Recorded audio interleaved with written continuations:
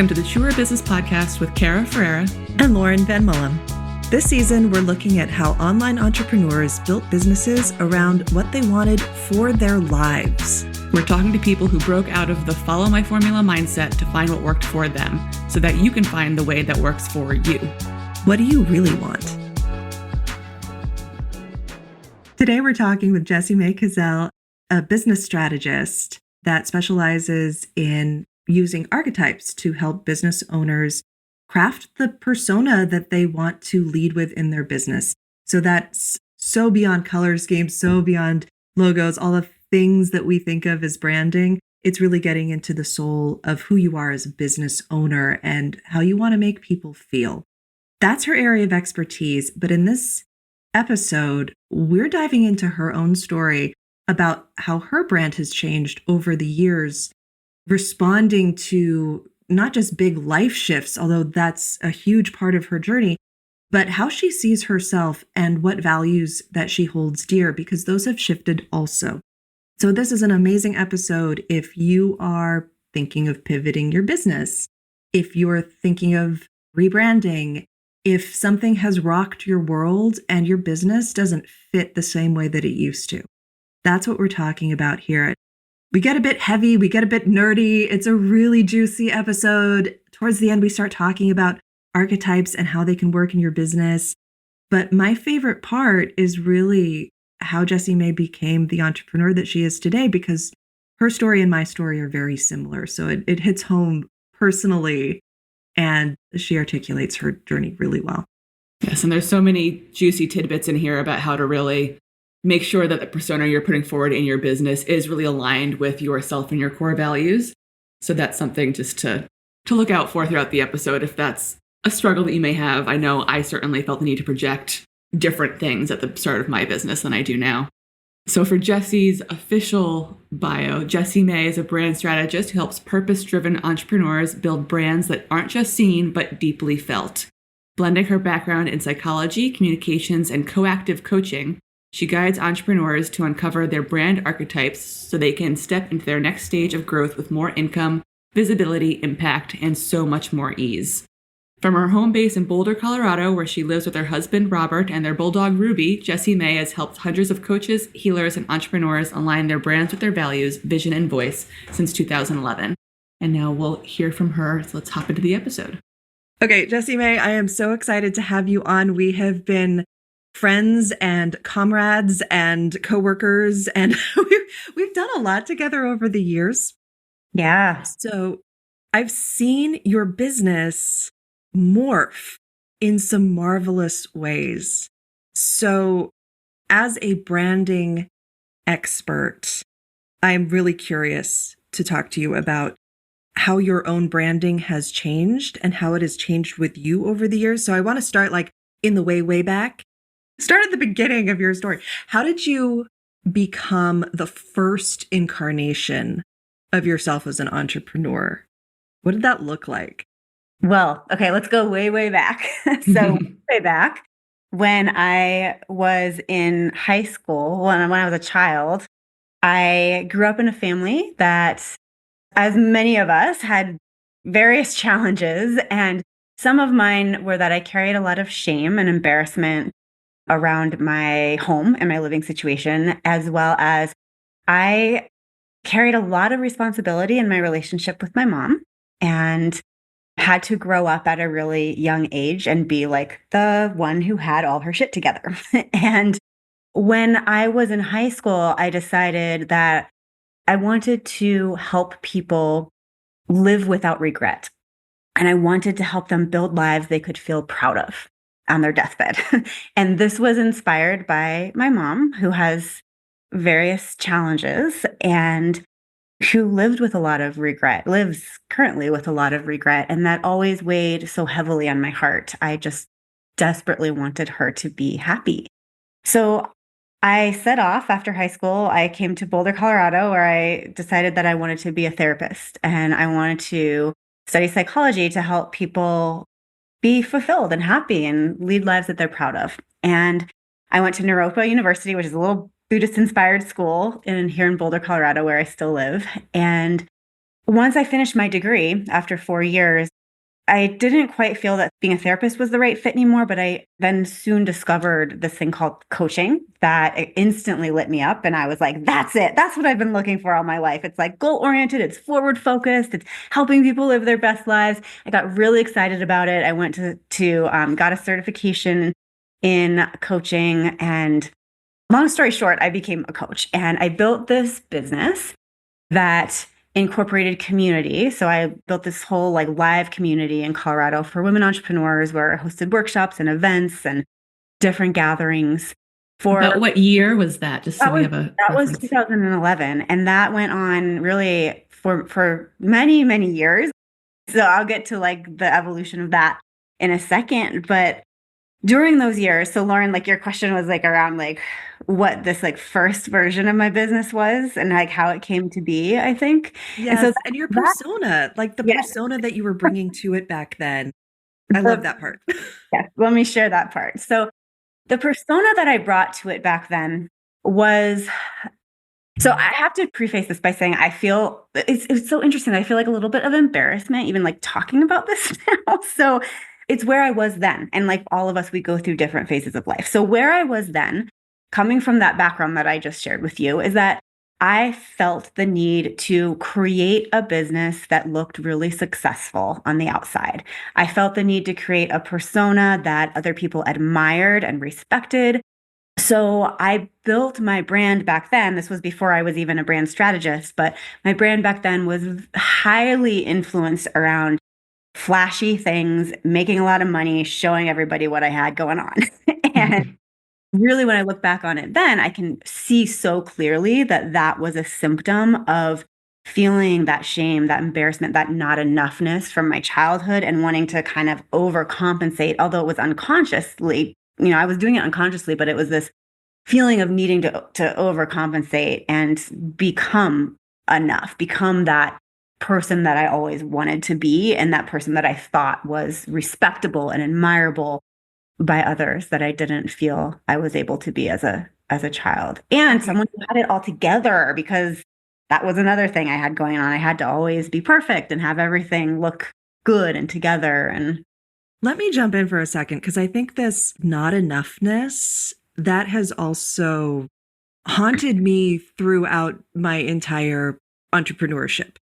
It cropped up in some now, looking back, it's funny.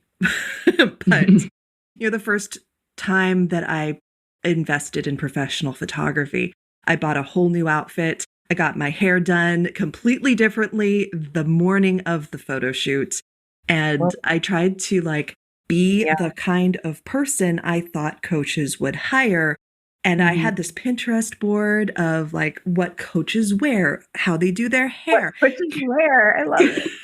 Which is there's a look. Okay. Totally a look. And I did this whole photo shoot and the whole website directed at that. And it was not nearly enough me in there. And then even during COVID, I still have a lot of not enoughness that I'm working through. So this is only a few years ago. I bought a Zoom wig. What's a Zoom wig? Okay. So this is a creature of my own invention. Oh, I think I've seen it before. I remember this now. Okay. So it's a wig that I bought that looks like my hair if I style it. Well, I guess that's kind of ingenious in a way, so you don't have to style it. You can just put a wig on. Make it takes out a step, maybe a few steps. But I realized how ridiculous it was. And I have never actually used it on a Zoom call. So it's a cautionary tale in my closet. That makes me remember when I bought fake glasses when I was in my 20s, just starting my business so that I could look older and be taken more seriously. There you go. Yes. That makes me think of that. But I think that not enoughness is so interesting because I think that's where so many of us entrepreneurs hopefully start out and then we grow out of it. But I think a lot of us, me included, since, the Zoom wig was only 4 years ago, it's a constant struggle, especially when we're bombarded with the Instagram perfect personas of everybody that's out there. Oh, yeah. I think our social media culture and culture at large sets us up for a chronic feeling of not enoughness constantly. And I've had to do a ton of personal growth work to work through a lot of that. And it's definitely not completely gone. Believe me, it still lingers in places for sure. And so for some of those sort of, you were talking about, felt like you had to project that sort of you had all this money or, success, some of those things, were you projecting things that like, I'm guessing you probably didn't actually want deep down, but you thought that you had, like other people wanted or thought that you would have?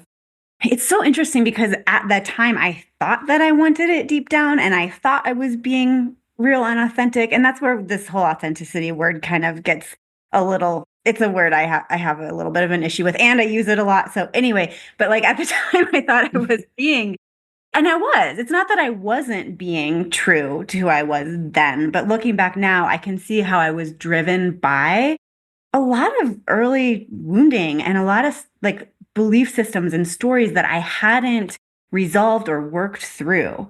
And so as I've been doing a ton of work in the last few years, I have been able to gain perspective and see where that came from and like why I was doing that, and have a lot of compassion for that younger version of myself, and also find more clarity in my truth today and who I really want to be moving forward, who I am now and who I want to be moving forward. So in the branding work that you do with clients, I would imagine that you are hitting up against a lot of their internalized shoulds and their ideas of like, this is what a business owner should look like. I'm curious how you worked through it yourself, and I'm curious how you help other people work through it as you're helping them define a brand that's true to them. Yeah. So my personal story is that I ended up suffering from severe burnout, and trying to show up every day in a business where you are not being true to yourself, even if it's unconscious, like it was for me, is exhausting and it's non-sustainable. And it's like you're putting on a stage performance every single day. And that's tiring. I used to be an actor as a kid. I did a lot of plays and musicals, and I loved it. And I love theater, but I don't want to be doing that 100% of my life. Like it's tiring. It takes a lot of practice and rehearsal. And then when you're on stage, you exert a lot of energy, and then you go home and you crash. So like over time, I completely burnt out. I got physically sick. I had to take a big break from my business and really start to figure out like how I had gotten myself to this point. And through that time, I mean, it has been, gosh, the last 3 or 4 years of really like stepping back and looking inward and reevaluating and getting rid of a lot of crap that I had carried with me that wasn't serving me anymore, and finding what truly lights me up and what I want to do. But it took burnout for me to get to the point I'm at today, where I feel like I'm living in integrity and in my truth. And I'm so, so passionate about helping other entrepreneurs, specifically people who are wanting to make a difference through their work and are looking to build a business to fulfill some sense of purpose and freedom in their lives.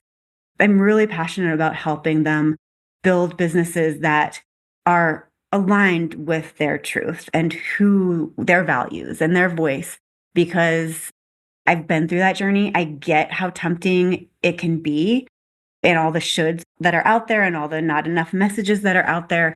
I get it. I also understand the consequences of building a business that way. And I feel the joy and the fulfillment that comes from building a business that is not what everyone else is saying you're supposed to do, but is what you truly want. And so sometimes people just need some guidance in figuring out what that actually is. Like, what is it that I truly want? Not necessarily what this influencer is saying or that online business coach is teaching, because there's a lot of really great advice out there, truly, and a lot of not so great advice. But it doesn't really matter how good the advice is if it doesn't align with what you want out of life and your values. And if your business doesn't support what you want out of life, in my opinion, what's the point of your business? Like, we're starting our businesses to create freedom and purpose and meaning, at least myself and the people that I work with and surround myself with. So I think it's really important. I think the burnout aspect is interesting because when I'm looking back into my own story of how I became the entrepreneur I am today, I didn't realize that I was so far out of integrity until burnout.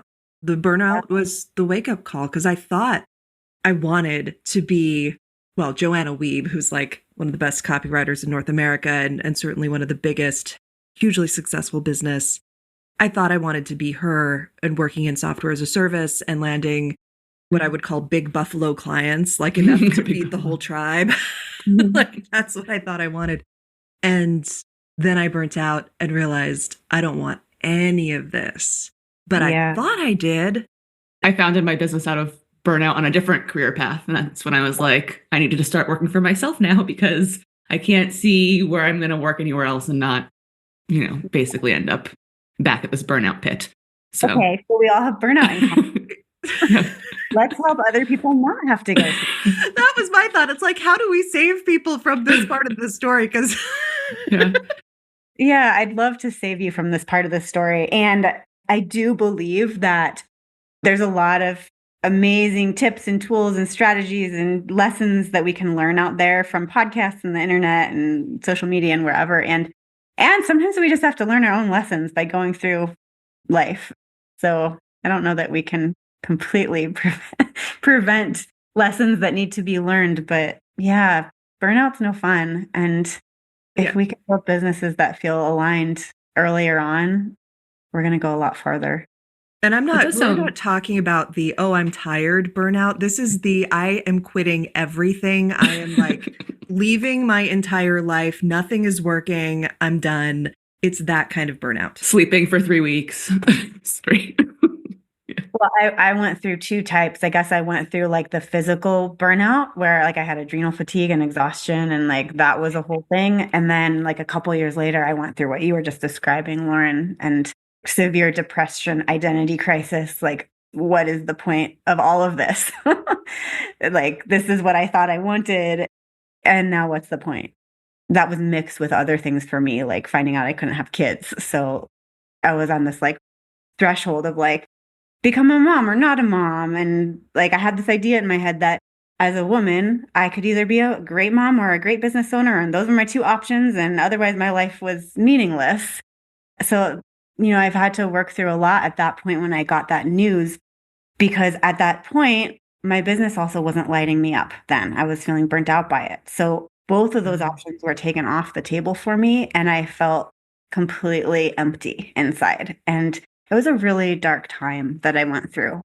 But I think the work that I've gone through because of it is opening the doors to so much peace and light and joy.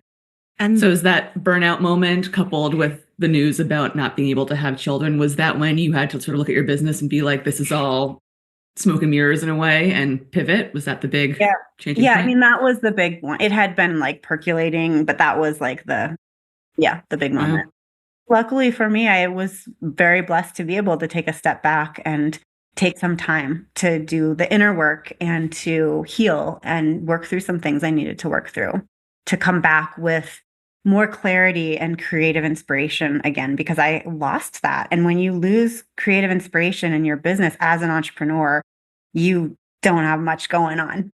I feel like that's what drives us to be able to want to show up every day and do a good job at our work. So I'm so curious about this part of your story, because this is the metamorphosis. And I know that you're quite recently like emerging from it. You probably don't have all of the answers. It would be amazing if you did, but you probably don't have all the answers. That's fine.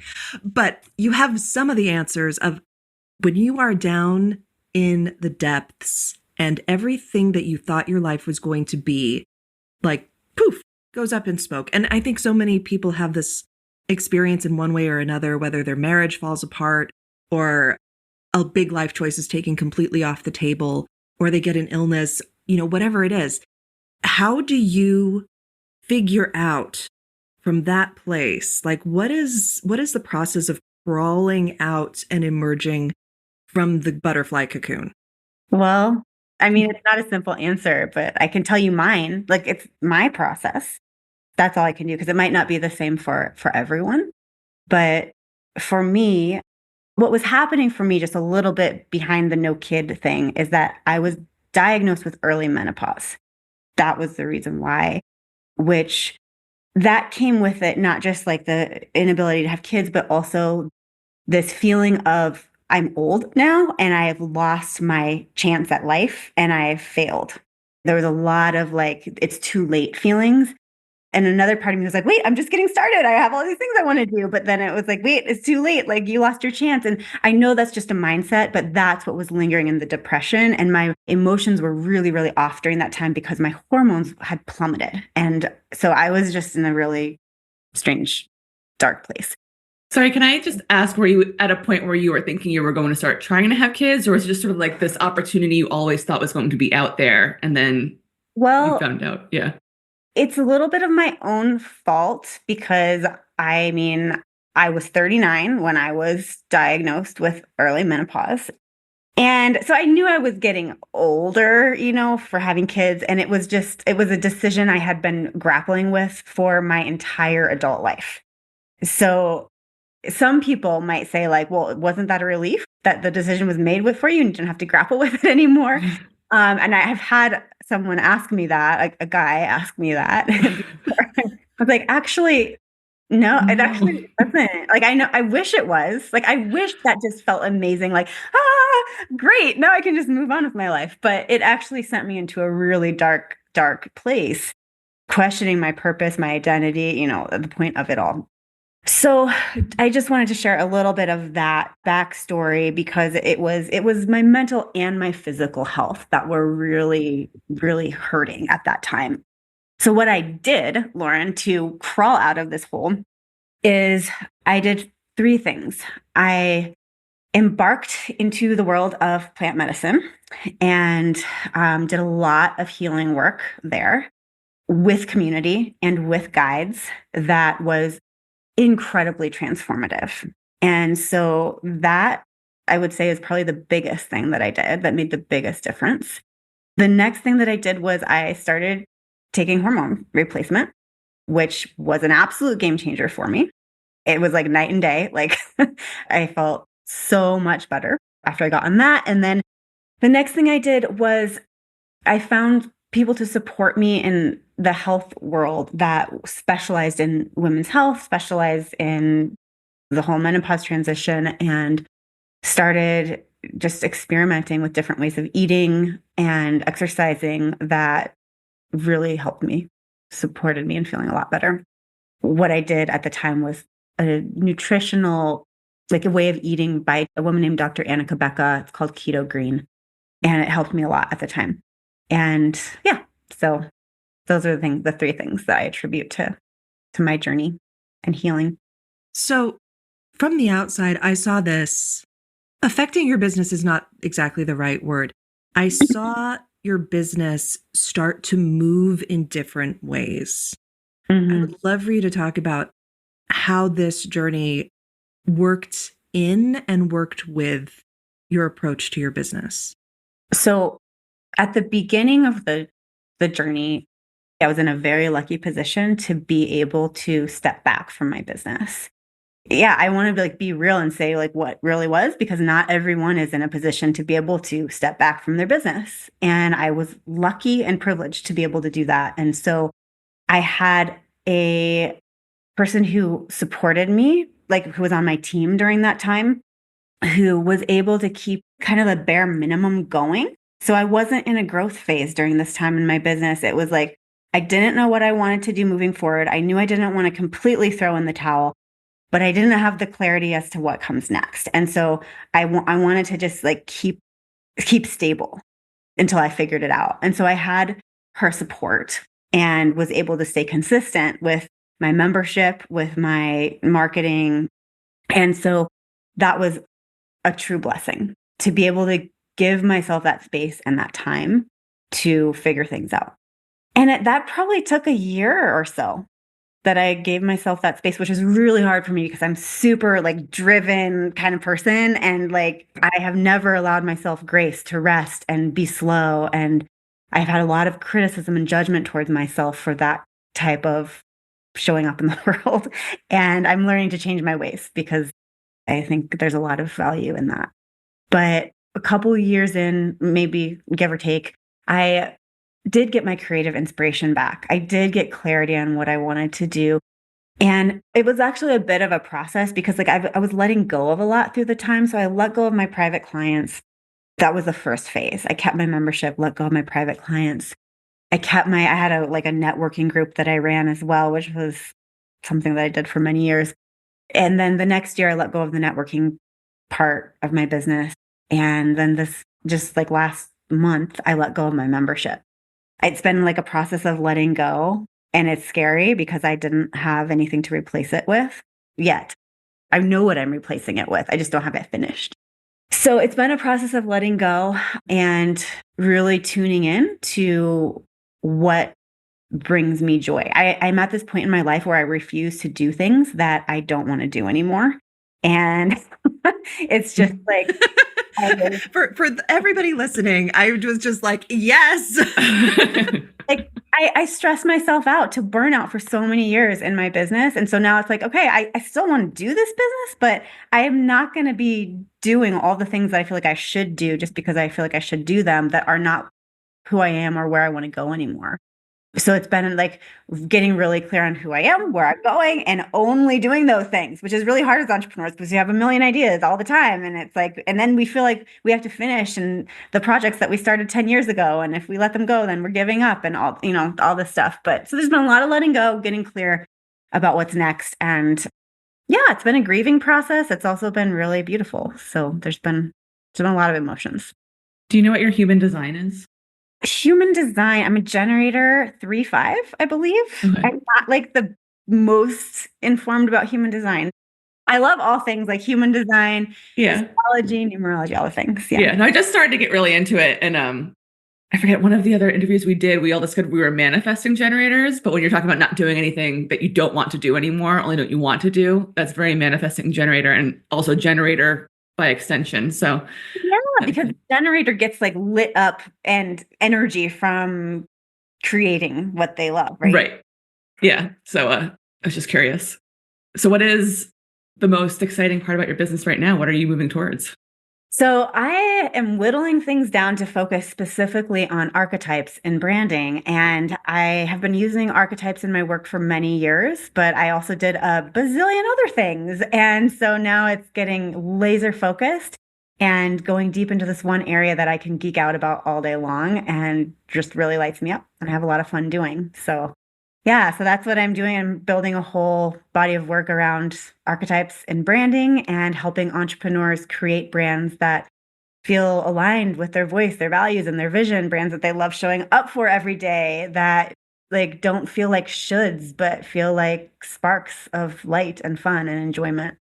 I'm so torn whether we should do like a whole episode just on branding with archetypes because I really want to, or try to cram it in. And I'm leaning towards we should give this its own space. I would love to talk about that for an hour. Yeah, I would love to go deep into branding with archetypes with you. That would totally do a part 2. Yeah. Yeah, that's really, really I think we might need yeah. But do you want to do an overview of how that works? Like a little bit like how teaser. Yeah, I can share a little overview and then we can go deeper in the future. Yeah, so archetypes were identified by Carl Jung and they've existed in our collective unconscious for centuries. So it's not like they were invented by him, but he's the one who kind of like brought them to light and brought awareness around them. Archetypes exist within our collective unconscious and conscious, but a lot of people aren't really aware of them is the thing. And they exist in stories, they exist in characters, in movies, in plays, in commercials, in books, in our friends, our family. They are basically like patterns or themes or characters that help us gain an instant sense of familiarity, trust, and recognition with the people and the things in our lives. So there's 12 different archetypes, and I can just tell you what the 12 are real quick and we could deep dive into them later, but they are the explorer, the innocent, the sage, the hero, the magician, the outlaw, the every person, lover, jester, ruler, and caregiver. And when we choose to align our brands with a particular archetype or set of archetypes, what it does is, first of all, for us, it helps us build a brand that feels really good to show up in every day. It feels aligned with our values, who we are, what we want out of life. Because the point is that we choose archetypes that are natural fits for our personality. It is not the point to try to cram yourself into an archetype box that you are not. And I also have a story for that if you, because I have done that too. But that is not the idea. That is not the point. It is the point is to find what resonates with who you are now. And your archetypes can change over time. And so in the rebranding process, if you've been in business for a while and you're feeling like, oh, my business doesn't feel quite right anymore. It feels like this is like the old me. Like it might be time to rebrand with a new archetype, which I actually just wrote a blog post on that. I think it's my last blog post on my blog. So yeah. So anyway, archetypes for us help us build brands that we really love showing up for every day and that help us express our truth in a way that feels really good because people are searching for us and following us and joining our programs, listening to our podcasts, being in our community because they appreciate and love us for who we naturally are, not for some fake version that we're trying to be because we think they want that. It's a really beautiful feeling to be able to show up and create a business and a brand around your truth and then have people rally behind that.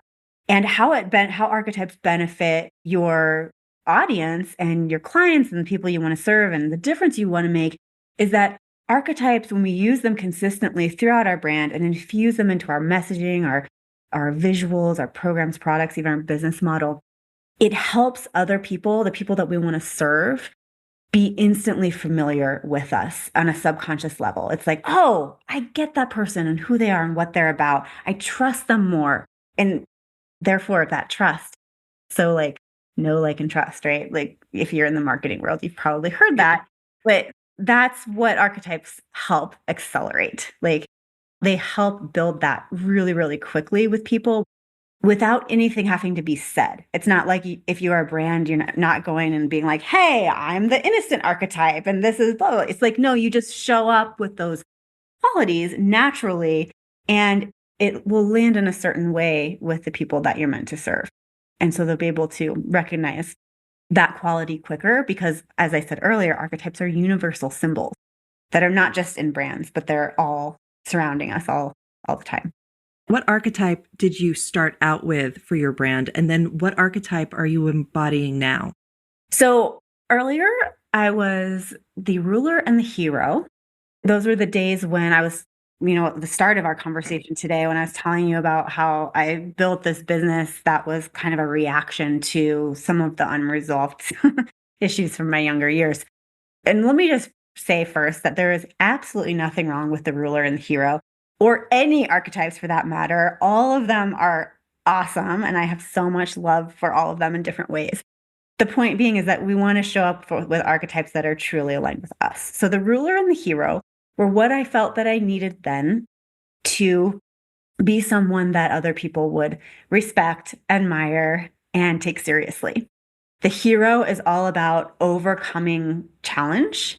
It's about perseverance, hard work, dedication, never giving up. You think about like the hustle culture in the coaching industry that is slowly dying, it feels like. You're a hero, right? Like it's like push, hustle, force, make it happen, never get up. You got this. Like, if you think about the Olympics, like that is a hero archetype. That whole environment is a hero vibe. And yeah, so hero was a big one and also ruler. So ruler is about success, emulating success, appearing as someone that other people look up to and admire. Ruler is also about creating structure. And each of these archetypes can show up in wisdom and neurotic ways. So there's challenges and weaknesses, and then there's strengths and gifts to each one. So one of the gifts of the ruler is that rulers can be great at creating community and structure and helping people feel safe because they've got it under control. A ruler could be like the busy soccer mom who's got like a million things on her schedule and her kids' schedules and got it all organized and she's on top of it. She's got it going on and she doesn't slow down. She works really hard. And that's what I was like. Like those two combined, if you kind of can get the energy behind them from what I'm saying, like it's intense. Like both of them combined are really intense. And that wasn't intentional back then for me because I wasn't even aware of archetypes back then, if that makes sense. They just exist. Like they are what they are, whether we know about them or not. But like, I was going to ask how you're showing up now. Yeah. so today it's explorer and creator. And the explorer has really been with me for quite a long time. That came to me sooner than the creator did. But the explorer is about leading an unconventional life, finding your purpose, finding truth and meaning by adventure and curiosity and exploring the outer world in order to find inner truth.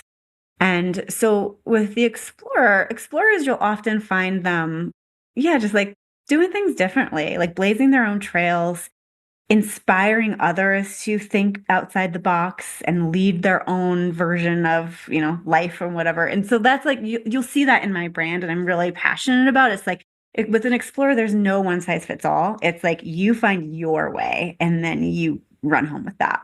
And then creator actually embodies some of the qualities of the ruler, which I still do resonate with because I am someone who is great at organization and structure and very detail oriented. I'm a little bit of a I'm not perfectionist.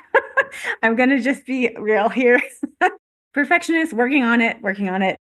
And I got a little bit of an issue with control. So those are all creator things. Like creators, if you think about like creator is about like bringing form to chaos. So I'm really good at taking someone's business or ideas that seem all over the place and illuminating like the possibilities for them. Like, here's what we can do with that and make it actually make sense to other people so they want to pay you. So creators are really good at working with, messiness and chaos, but they also want to create beauty. Beauty is a huge value for the creator. So it's about taking that messiness and transforming it into something beautiful. Wow. Are we ready for the final question? I think so. All right. What would you like to tell your earliest incarnation of your entrepreneur self, the baby entrepreneur that you started out as? What hint would you love to give her to maybe help her on her way? Oh gosh, there's so many. I would like to tell her that you are enough, that you are worthy, that your value is not connected to anything that you produce in this world. You are a valuable human being, regardless of your business and what your business does, or if you have kids or no kids, or anything else that you produce. Like you just are, just because you are alive, you are valuable and you are worthy. And I so want others to know that too. Like I talk a lot about in business how like you are your brand and your brand is a reflection of you. And there's a lot of truth in that. And at the same time, I also wrote a blog post on this. So maybe we can link to my blog somewhere. But like at the same time, part of the work that I've done in the last few years has been separating my identity from my business in a way, not completely because it's still me, but in a healthy way so that when my business struggles or fails or, it doesn't mean that I am a failure or I am a worthless human being. And so there's been a lot of growth there and separation there. And so I want her, that younger version, to know that. And I also want anyone listening to know that you are worthy and you are valuable just as you are. That's some good medicine for all of the, I think most of the people listening will be the baby entrepreneur stage. So, and don't buy a Zoom wig. Don't buy a Zoom wig. You are enough with the hair God gave you or didn't. Thank you so much, Jessie May. And we'll link to your blog. And do you still have that brand archetype quiz? I do, yeah. So if you want to discover your brand archetype, you can take my quiz and we'll share a link to that as well. It's a really good quiz. It's really fun and the results are spot on. I'm going to take it. I haven't taken it, so it's fun. All right, well, thank you so much. Thank you both. It's really nice to talk with you.